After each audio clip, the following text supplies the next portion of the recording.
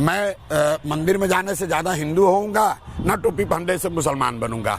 मेरी अपनी आस्था है जो कि बिल्कुल क्लियर है। हाँ। लेकिन सामाजिक जो रीति है, आप जिसके यहाँ जाइएगा, मैं आपके घर जाऊंगा, आप तो अपने तरीके से ही तो मेरा स्वागत करेंगे, और अगर मैं उस स्वागत को इनकार करता हूं तो मुझे आपके घर नहीं जाना चाहिए। नहीं, आप क्योंकि बदलाव की राजनीति की बात करते हैं, आप कहते हैं ये जो राजनीति अभी तक बिहार में चली उसको हटाने के लिए समीकरण बदलाव के हैं। बिल्कुल। लेकिन आप मुसलमानों की सभाओं में जाते हैं ना? नहीं, सुनिए मेरी बात, मेरा सवाल तो सुन लीजिए। मुसलमानों की सभा में नहीं जाते हैं। हर सभा में जाते हैं, हर सभा में जाते हैं, मुसलमान भी बड़ी संख्या में होता है। आप मुसलमानों की सभा, एक सभा में गए जहाँ पर ज्यादातर मुसलमान ही थे, वहाँ जाकर आपने ये बोला कि अगर मुसलमान मेरे साथ आ जाएं तो हम नीतीश कुमार को बिहार से हटा देंगे और हम यूपी में योगी को भी ठोक देंगे। बिल्कुल ठोक देंगे। बिल्कुल ठीक बात है, बिल्कुल बात सुनिए क्या कहा है। हाँ। मैंने उनको ये बताया है कि जो फॉर्मूला जन स्वराज का है, हाँ। कि जो आप MY कॉम्बिनेशन में पड़े हुए हो, इससे निकल जाओ, ठीक है, नया कॉम्बिनेशन बना लो। नया कॉम्बिनेशन क्या है? हाँ। आधे हिंदू जो विचारधारा के आधार पर आज भाजपा का विरोध कर रहे हैं, राजनीतिक विरोध, वो कौन हिंदू हैं? जो गांधी को मानने वाले हिंदू हैं, जो बाबा साहब अम्बेडकर के मानने वाले हिंदू हैं, जो कम्युनिस्ट और समाजवाद को मानने वाले हिंदू हैं। ऐसे हिंदुओं की संख्या देश में आंकड़ों के हिसाब से करीब करीब आधी है। ऐसा क्यों मैं कह रहा हूँ? हाँ। क्योंकि 80% हिंदुओं के राष्ट्र में भाजपा को करीब 40% वोट आता है। ठीक है। इसका मतलब है कि आधे हिंदू आज भी भाजपा से प्रभावित नहीं है, उनको वोट नहीं देते हैं। तो जन स्वराज का ये राजनीतिक फॉर्मूला है। हाँ।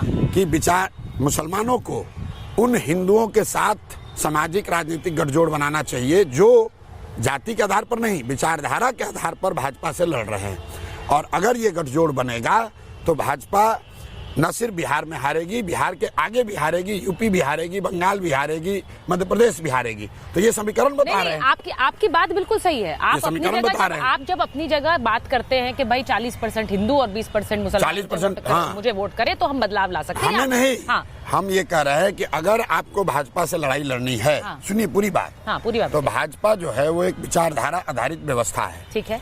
और अगर विचारधारा से लड़ाई आधारित व्यवस्था से आपको लड़ना है तो आपको विचारधारा आधारित व्यवस्था ही बनानी पड़ेगी। ठीक। रैग टैग कोलिशन करके कहीं का ईंटा कहीं का सीमेंट जोड़कर बात नहीं बनेगी। विचारधारा आधारित व्यवस्था बनाइए। और वो विचारधारा आधारित व्यवस्था का आधार क्या होगा? वो आधार है कि वो आधे हिंदू जो विचारधारा के आधार पर लड़ रहे हैं, आज भाजपा से, भाजपा के विरोध में हैं, उनके साथ अगर मुसलमान साथ में आ जाए तो उनकी संख्या डिनोमिनेटर 60% की होगी और भाजपा से वो मुकाबला कर सकते हैं। मेरा सवाल आपने थोड़ा दरकिनार किया। मेरा स्ट्रेस था इस बात पर कि आपने एक प्रीडोमिनेंटली मुसलमानों की सभा में ये कहा कि योगी को ठोक देंगे। अब अभी तक आपके निशाने पर नीतीश थे, नरेंद्र मोदी थे, तेजस्वी थे, अब योगी आदित्यनाथ भी आ गए, क्योंकि योगी आदित्यनाथ का एक मास हिंदू बेस है। अरे बात समझिए, हमने उनको ये बताया कि अगर आप इसको बिहार में कर देंगे तो ये बिहार तक कहानी नहीं रुकेगी, ये कहानी आगे जाएगी। बिहार के बाद वो यूपी भी जाएगी, क्योंकि यूपी में भी यही समीकरण काम करेगा कि 50% हिंदू और 20% मुसलमान। वो MP में भी काम करेगा, महाराष्ट्र में भी काम करेगा।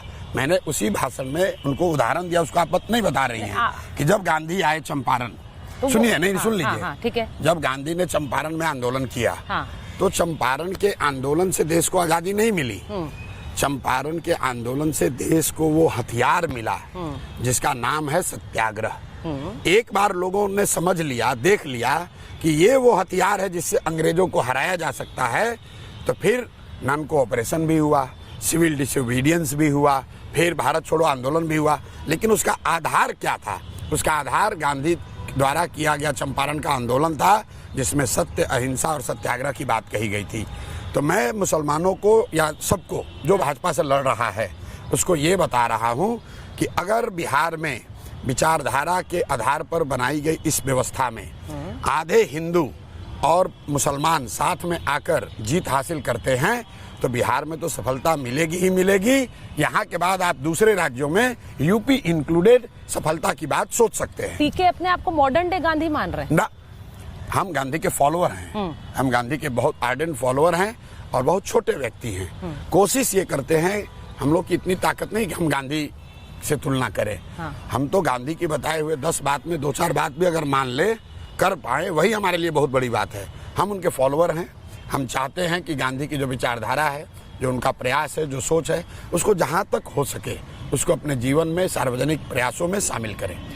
आपको लगता है कि कभी क्योंकि आप बदलाव की बात करते हैं, बिहार में तेजस्वी यादव डिप्टी सीएम रह चुके हैं, वो सीएम बन सकते हैं बिहार के? नहीं बन सकते, कभी नहीं बन सकते, कभी नहीं बन सकते। ये हम तो कोई भविष्यवेत्ता नहीं है, लेकिन आज की जो स्थिति है, हाँ।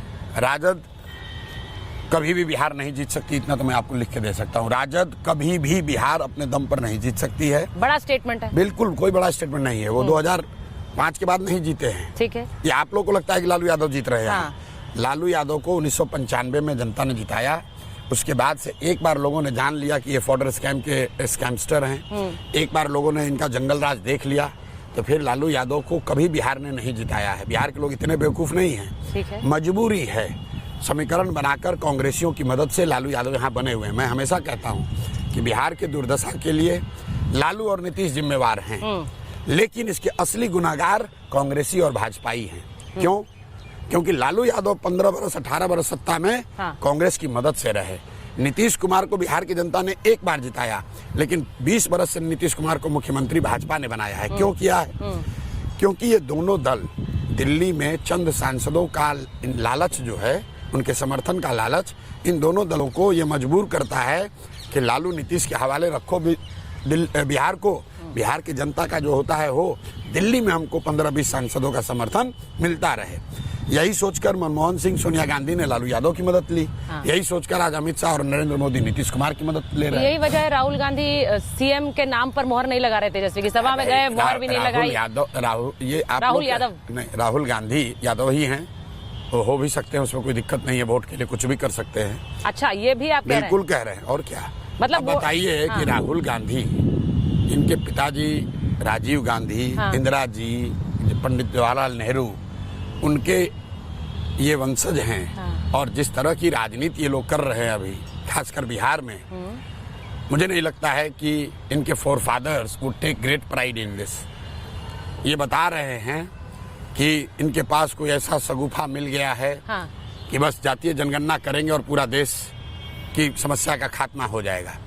मैं आपको ऑन रिकॉर्ड बता रहा हूँ, जातीय जनगणना होनी चाहिए, कोई बात नहीं है। लेकिन अगर राहुल गांधी ये कह रहे हैं कि जातीय जनगणना का न होना ही देश की सारी समस्याओं के जड़ में है, तो इसका मतलब ये है कि नेहरू, इंदिरा जी और राजीव गांधी, उनको इनके इतना बराबर भी समझ नहीं था। वो लोग तो 35-40 वर्ष रहे प्रधानमंत्री, उनके रहते हुए कई जनगणना हुआ। अगर उन्होंने जातीय जनगणना नहीं कराया तो या राहुल गांधी ये कहें कि भाई हमारे पार्टी के नेता नेहरू जी, उनको ये समझ नहीं थी, इंदिरा जी को समझ नहीं थी, राहुल गांधी को ज्यादा समझ है। तो मैं इन बातों को बहुत सीरियसली नहीं लेता हूँ। इनको किसी ने बता दिया कि जो जनरल कैटेगरी के लोग हैं वो सब भाजपा को वोट दे रहे हैं, तो अब आप उनका वोट देखिए जो रीजनल पार्टी को दे रहा है। तो ये नया सगुफा लेकर खड़े हो गए। खैर, वो राजनीति करते हैं, वो अपने हिसाब से करें, मुझे उससे कोई दिक्कत नहीं है। लेकिन आपने जो बात कही कि बिहार में वो क्यों ऐसा कर रहे हैं, बिहार में कांग्रेस का कोई वजूद नहीं है। ये तो राहुल गांधी तेजस्वी यादव को मुख्यमंत्री कहे न कहे, उससे कोई फर्क नहीं है। अगर खुदा न खास्ते कहीं गलती से भी महागठबंधन को बहुमत मिल जाए तो राहुल गांधी से नहीं पूछा जाएगा, उसके मुख्यमंत्री तेजस्वी यादव बनेंगे, लालू यादव के परिवार का कोई बनेगा। वो राहुल गांधी से थोड़ी कोई पूछेगा। राहुल गांधी अपने मुंह मियां मिट्ठू हो रहे हैं। ये सवाल ही बेमानी है कि राहुल गांधी तेजस्वी को मुख्यमंत्री मानते हैं कि नहीं मानते हैं। वो सिर्फ इसलिए नहीं कह रहे हैं कि वो डर रहे हैं कि अगर उन्होंने कह दिया कि तेजस्वी मुख्यमंत्री होगा तो 2-4 को जो वोट मिल रहा है वो भी नहीं मिलेगा। अच्छा, जो मिल रहा है वो भी नहीं। कांग्रेसी जो है वही। अच्छा, मुझे ये बताइए, क्योंकि लगे हाथ में ये भी पूछ लेती हूँ, मैंने तेजस्वी के सीएम होने के बारे में पूछा, क्या राहुल गांधी देश के प्रधानमंत्री कभी बन सकते हैं?